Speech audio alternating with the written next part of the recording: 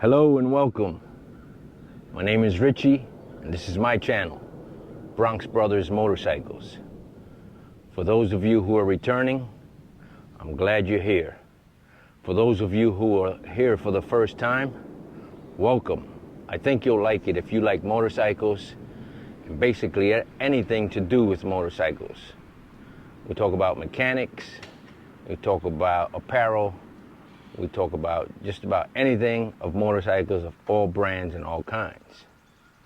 Today's video is about this bike right here. It's an 09 Electra Glide. And there's a lot more than meets the eye on this bike. Let's go to the intro.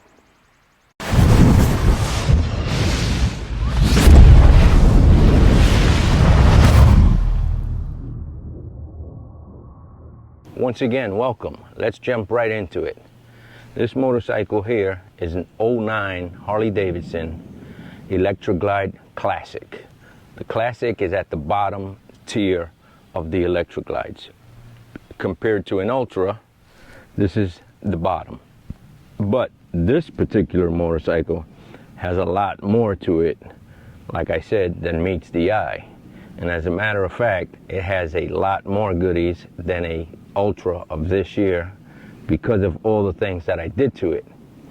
So I purchased this bike in October of 2020 from an older gentleman. And by older, I mean he wasn't a kid, probably around my age.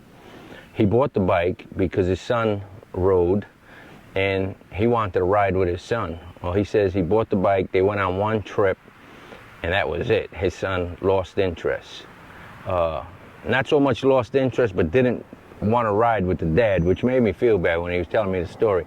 He said so he had the bike for 2 years and it sat in his garage. He said he'd start it every once in a while, take it for a ride. Now this guy bought it from an older gentleman. That guy, the original owner, all he did to this bike was wax it. When I purchased this bike, there were no aftermarket parts on it whatsoever, except for one item, and that is this gas cap right here. That is the only aftermarket part on this bike. That was incredible to me. With all the aftermarket parts that are available for Harley Davidson. As a matter of fact, Harley Davidson is the #1 in aftermarket parts availability. If you want a seat, there's 100 different seats for this model. If you own a Goldwing, you'll be lucky if there's 8. Okay, so it was weird to me to find this bike with no aftermarket parts whatsoever. The exhaust was stock, everything was stock. It's kind of why I took a liking to the bike. More on that later, though. That it's not always good for someone to baby the bike as much, but I'll tell you more about that later. So the guy put the bike up for sale on Facebook Marketplace, and I saw it within probably 5 minutes. I reached out to him immediately, and he says, look, I have a guy coming tomorrow at 10 a.m. He says, if he doesn't buy it, you can come look at it. Well, lo and behold, the next day, he messages me and tells me, hey, the guy didn't buy the bike, you can come see it. So I went and I looked at the bike and I asked him why didn't the other guy buy it. He says the other guy was a wholesaler. Basically, he bought and sold bikes. He says he insulted me. I kind of told him to leave, take a hike. He says the price that I'm asking for the bike is what I want for it. I'm not low. Don't lowball me. I'm not negotiating. That's the price, and it was an excellent price. I said okay. I looked at the bike. The guy and I kind of hit it off. We started joking around. I spent about an hour there talking about motorcycles, talking about business. He's a local business owner, and we just talked about pretty much everything and anything. Again, we hit it off. The guy was a cool guy, and I guess he thought the same of me. Anyway, we were joking and laughing, and so I get to the part where I'm gonna offer to buy the bike. So I made him an offer of $500 less. And he says, no way. And I told him, I says, look, I says, you need to sell me this bike, but you need to sell it to me at $500 less because I'm going to keep this bike for a very long time, and that needs to be part of the story, that I got a great price for this bike. And he was like, I don't care about your story. He says, I know what I'm asking. If you don't want the bike, somebody else will come get it. And he showed me his phone. There was probably 10 guys behind me that wanted to come look at the bike in one day, in less than 24 hours. Long story short, the guy sold me the bike. So the other thing I did was I had a checkbook in my truck. When I got my checkbook, I wrote him a check for the bike, and he says, I can't take a check for the bike. I need cash. And I says, wait a minute. I says, I'm going to give you this check. You give me the title, but you hold the bike. When the check clears, I'll come get the bike. And he looked at me. He says, you know what? He says, you're a hard guy to deal with, to bargain with.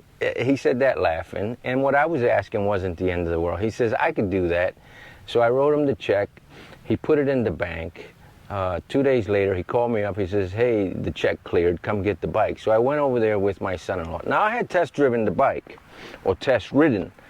And what I was giving up to buy this bike was a Goldwing, an 86 GL 1200 Goldwing that I had modified, okay? I did some work to the carburetors, the exhaust. That's pretty much all I did. That bike was all stock, but it had get up and go with the carb work that I did to it. I get on this thing and I'm riding it home, and it felt like a pig. I was not impressed. I was not happy. And yes, I had test ridden it, but I didn't test ride it like it was mine. And some of you guys may not agree with that, but I'm not the kind of guy. If you let me test ride your bike, I'm not gonna beat it up. You know what I mean? I'm just gonna go through the gears, make sure everything works the way it should, and that's it. But again, riding home, which is about a 25-minute ride, I was not happy with the power. And anybody that knows me, when I buy a bike, I tear it apart, top to bottom, tear it all apart, and that's what I did with this bike. I bought it in October. On January 2nd of 2021, I tore it down. I had already started ordering. Suscribe, campana, gusta, comenta y comparte.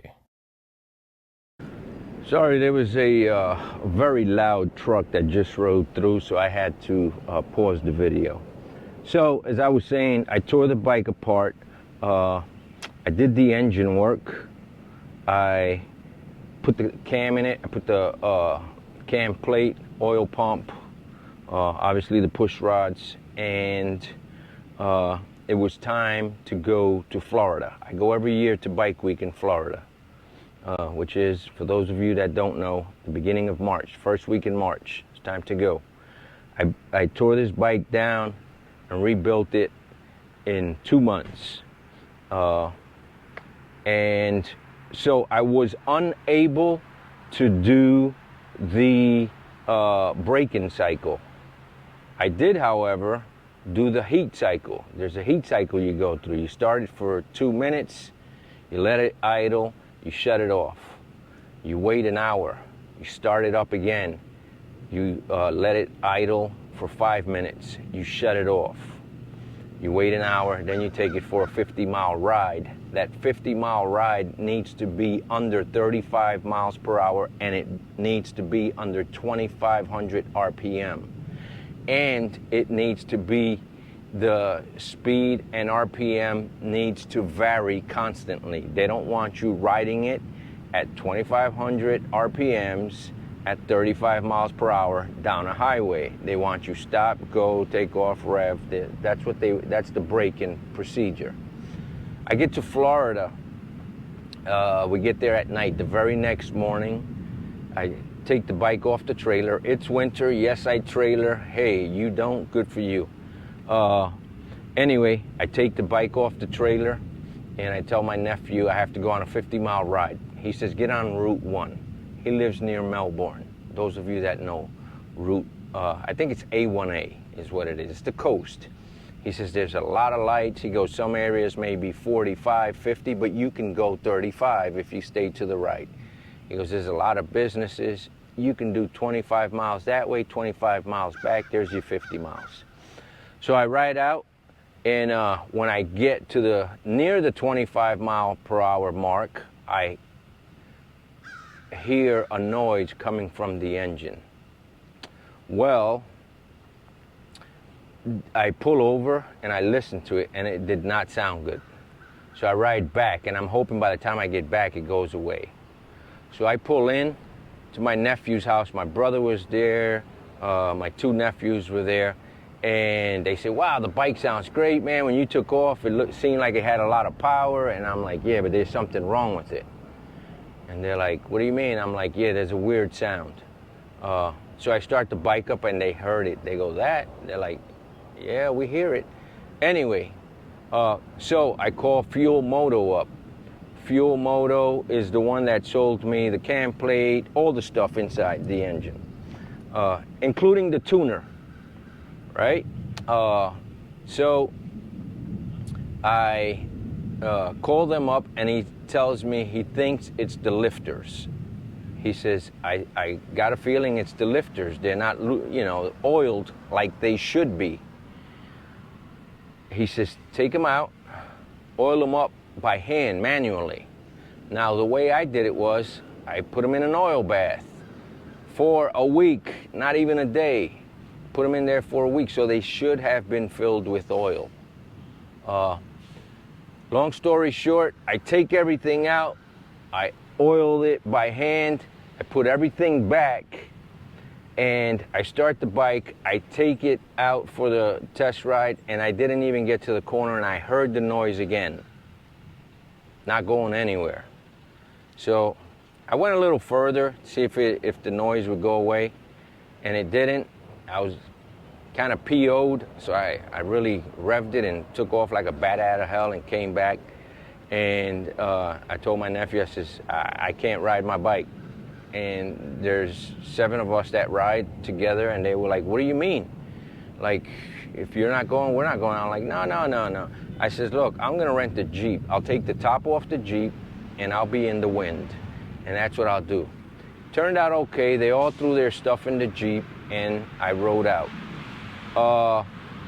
So, get back to Virginia Beach, and I put the bike in the garage. For those of you that know, I own a few bikes, and so I said, all right, I'm not gonna deal with that right now. I was trying to do some research on what the noise was and trying to get people to fit me in. The well-known companies like in Maryland, and there's one in Pennsylvania, those places could not fit me in. By the time that they were going to fit me in, it was going to be, March, long ways away. Anyway, I get an appointment with one guy for October. I'm on the phone with him about 30 minutes, give him the breakdown, everything I've done to the engine, whatever. 30 minutes I'm on the phone with him. We end up that he's going to send me a proposal, if you will, and a timeline, a date, when I'm going to drop the bike off. I wait, this was July. I call him in September. I'm like, hey man, I called him in August, about a month later. I says, hey man, I'm waiting for, for an email for you to call me or something. He turns around, he tells me, I'm waiting for you to call me. He says, I already got everything written up. But it's, I was waiting for you. I said, okay. He says, look, the earliest I can get you in now is in March. I said, what happened to October? He says, time flies, and and I got a lot of people in line. He goes, you're now in March. I said, all right. I said, thank you very much, but no, I go to Bike Week every year, and my goal is to go to Bike Week this year with this bike. I started asking around locally. So those were national companies. I dealt with national companies, and I did not have a problem traveling, 4 or 5 hours to drop the bike off and pick it up if that's what I had to do. I have a trailer. I don't have a problem. I want quality, and I don't want just anybody working on the bike. So I go and I start asking around, and this guy comes up, Brooke Cycles from North Carolina, 2 hours away from here. Good reputation. I go online and I ask, and people that know of this place said, great guy, knows what he's doing, does a good job. Call the guy up. This is August. The guy tells me that he's going to put me on the list and he's going to call me. And he told me it'll be October, November. Well, like the second week in October, he calls me up. No, he sends me an email and he says, I'm ready for your bike. Bring it.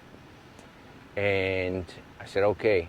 So I take the bike to him. The first time I meet these people, I get there. It's in North Carolina, right off of 95.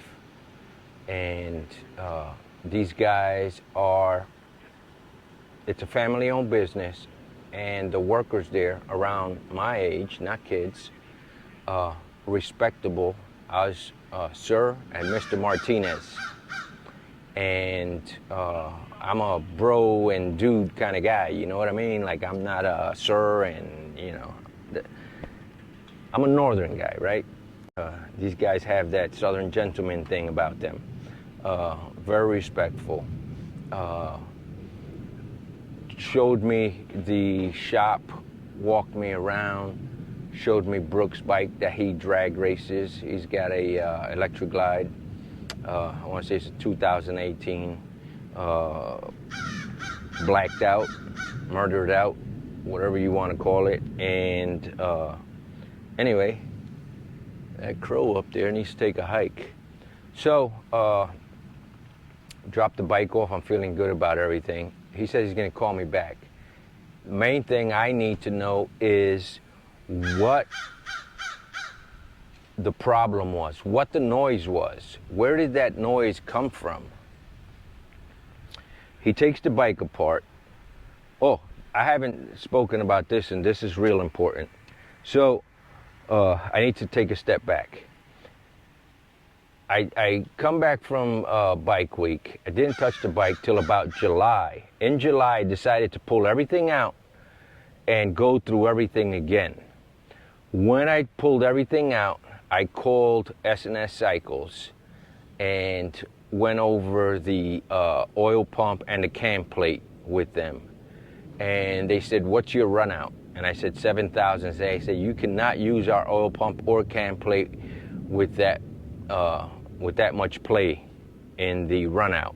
7,000. They said, we allow 3,000s, maybe 4, not 7. They said, go back to your stock cam plate and oil pump.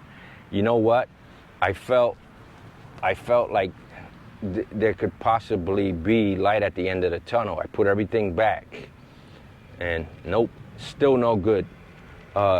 So Brooks takes the bike apart, and he finds he went through and checked all my work.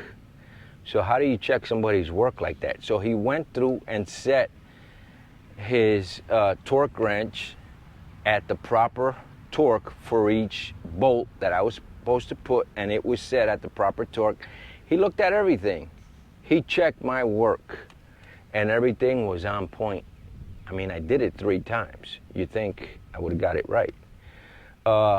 What was the problem? The problem was the rear cam chain tensioner was not engaging. It's hydraulic. So when you put it in, you can't tell when you have it on the cam plate itself. Okay, because when you start the engine, the oil is what pushes it, you know, to press on the chain. And the son of a gun was that it's the one in behind, because I have a clear cam plate cover so that I can see the tensioner.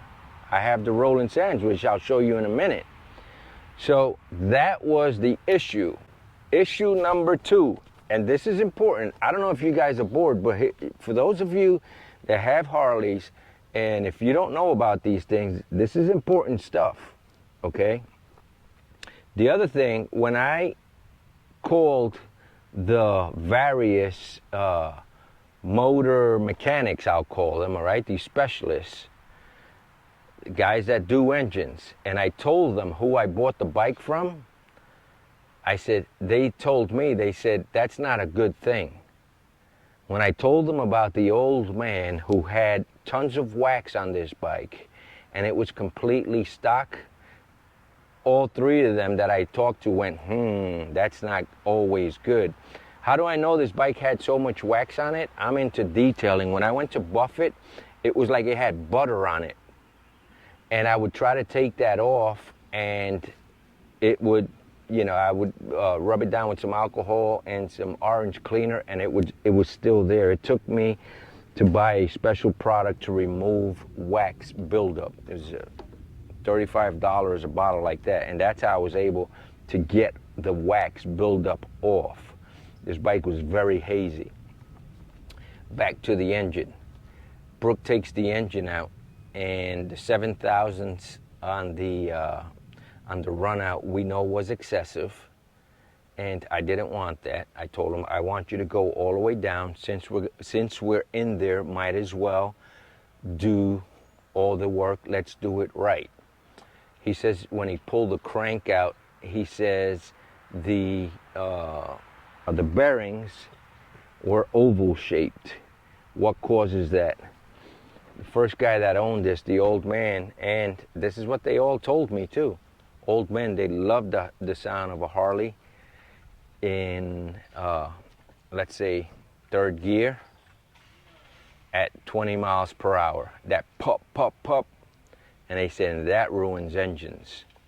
They said you have to run the revs up on these bikes. You can do that once in a while, but you can't ride it like that constantly. And that's what a lot of guys, older guys, like to do. They like to profile and just cruise, put it in third and go 20 miles per hour, and then try to go up a hill or something. Sounds sweet, but it's terrible for the engine. So he told me the bearings for the crank were like an egg-shaped. So he sent the crank out to Dark Horse, bulletproof now. What else? We have a Screaming Eagle compensator, T-Man heads, T-Man pistons, T-Man cams, put the S&S cam plate back in, the S&S oil pump, fueling cam chain tensioners. What else? I think that's it. Sounds like it. The tensioner, the primary tensioner was changed. I can't remember what brand that is, but so it doesn't sound like a lot, but it's a lot of work. And he got the bike second week in October. I got it back second week in January. And that's after. These guys are awesome. Let me tell you, Brooke Cycles, they rode the bike for, I want to say it was 350 miles. They would take it home. When they do work like that, he says, we don't give you the bike back as soon as we finish. We're gonna ride it and make sure that everything is 100%. And he told me that prior too. He says, we're gonna ride your bike. When they took me on the tour of their shop, he says, we're gonna ride your bike. He said, Brooke, the guy that took me around, I think his name is Troy, I forgot his name, sorry man. But they took me around, and he says, Brooke is gonna test ride it, and he's gonna dog it. He says, and I just cruise with it. So I apologize once again. There's noise and things. I had to stop the camera. That's the problem with doing it in public places. But so they rode the bike, and when I picked it up, he actually showed me the tripometer. He says, we put those miles on there. The bike was clean. They cleaned it for me. That's pretty much it. So that is the engine work this bike has. I'm going to show you the dyno sheet right now, and I'm going to show you the parts sheet so that you can see what all has been done to this bike and what the horsepower and torque are about.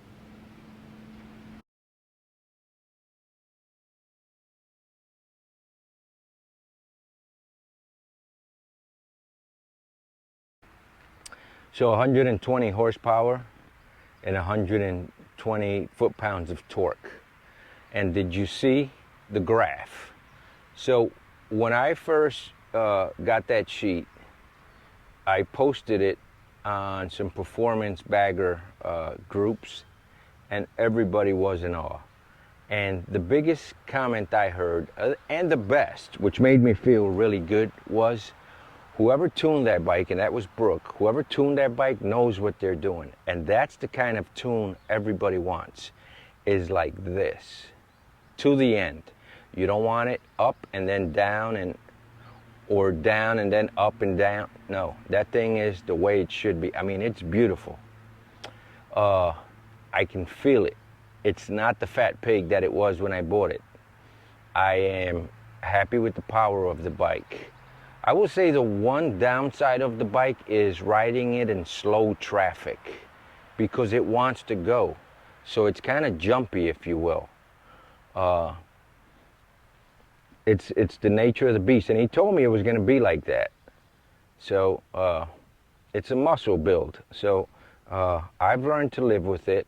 I have 3 bikes that I ride normally, and of those 3 bikes, I would say this one I use for touring. So I don't use it as much as the other 2. So when I jump on this, it takes me a little while to get used to it. But nothing an hour of riding it doesn't take care of. So that is pretty much it with the engine. As you can see, I have a Bassani exhaust, which helps. I have a Roland Sands air cleaner, which helps. And I'm going to show you the other parts.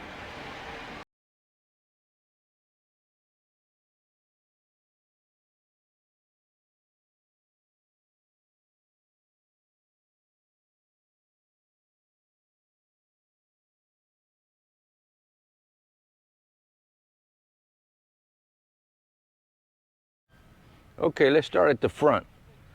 So I think you can see my wheel is a Roland Sands. I want to say it's called Diesel Cut.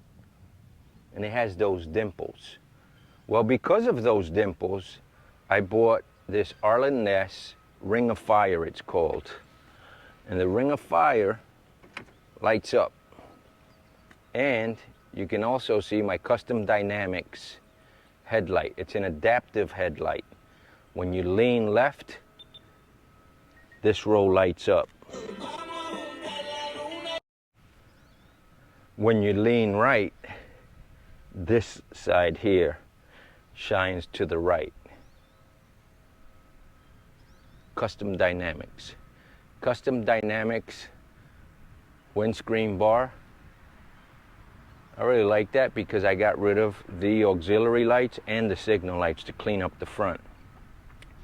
Custom Dynamics fender light. Now that's amber, but when you shut the bike off, it's white. It's clear, basically.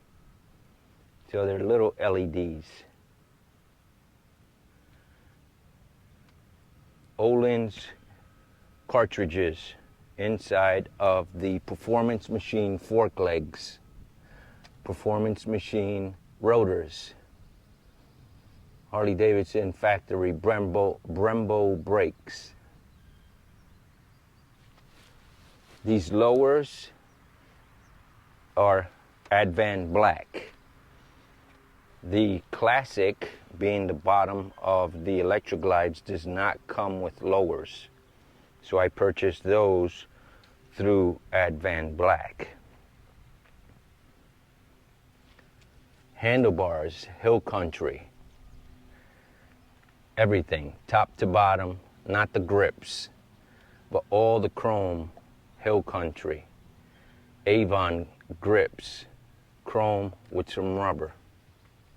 Those are 12-inch. Bagger Brothers drop-down mirrors. Rockford Fosgate 6.5, not 5.5 like factory. Metra inner fairing, double din. Again, factory is single din. Dimpled to match the theme, rings for the gauges. Gauges with the bar and shield, custom. Blue lights, which matches, let's see if we can get that to be blue. That's the XV 7000 Sony. It's waterproof, water resistant is the word I'm looking for.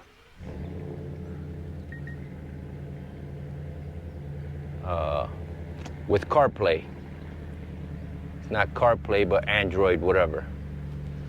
This is the only thing the original owner purchased for the bike.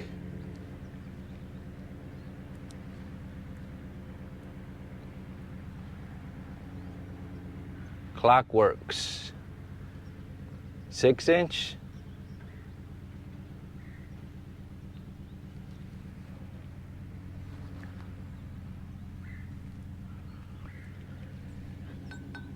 I don't know what brand those are, or this side plate.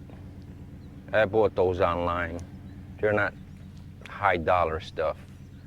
They're there for aesthetics. The engine, again, going with the dimple theme. Dimple theme, right? The wheels, front and back, dimpled. The headlight, dimpled. The air filter is Rolling Sands. I believe that's also called diesel cut.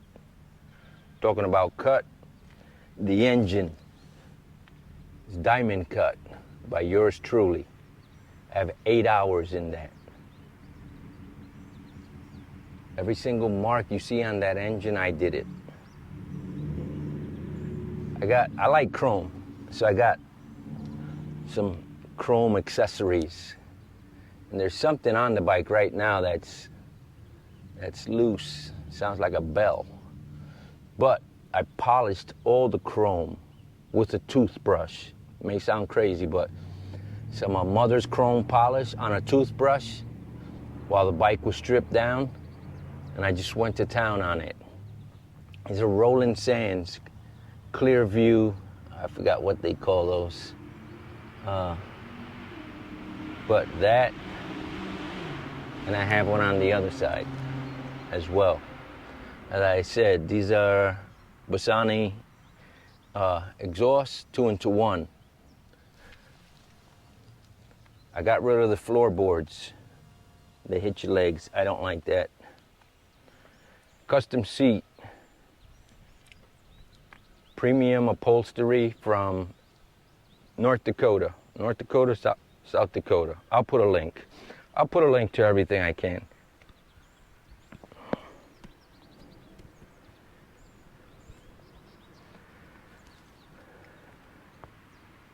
Custom dynamics galore back here. The plate is lights up with the brake.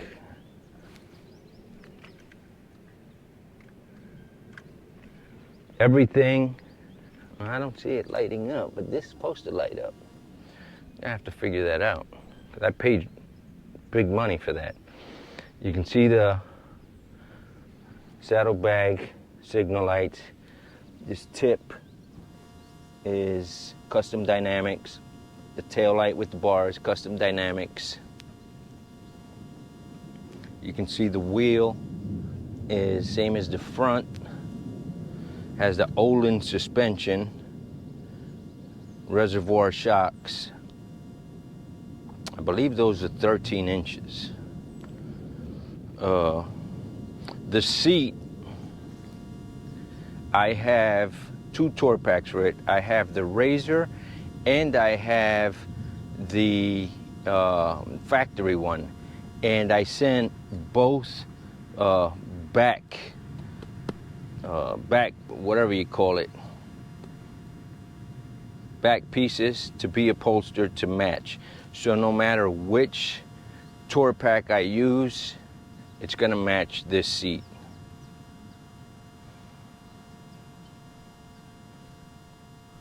The license plate is not Killing, but it's my mother's name, Kilin, Spanish.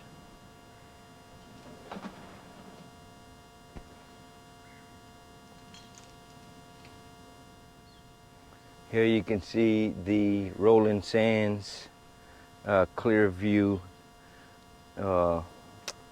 clutch cover. These highway bars, not highway bars, but highway foot pegs, mini floorboards, I put those on there.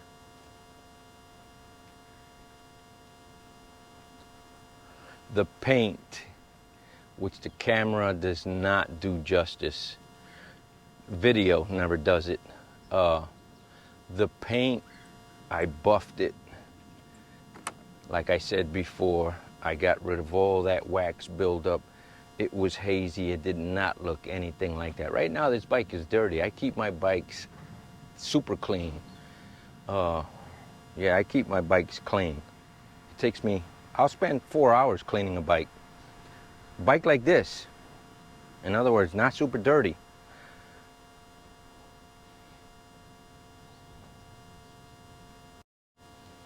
What are the future plans? The future plans includes the floorboards and the brake pedal, as well as the shifter on the other side.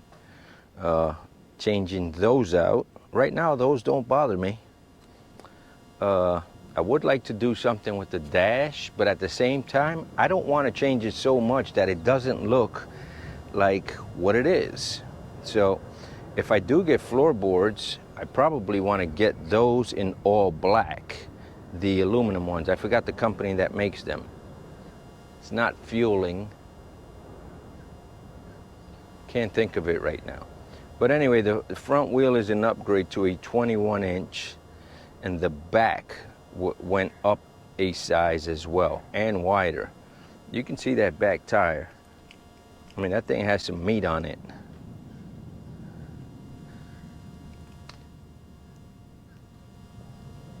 It's a big back tire.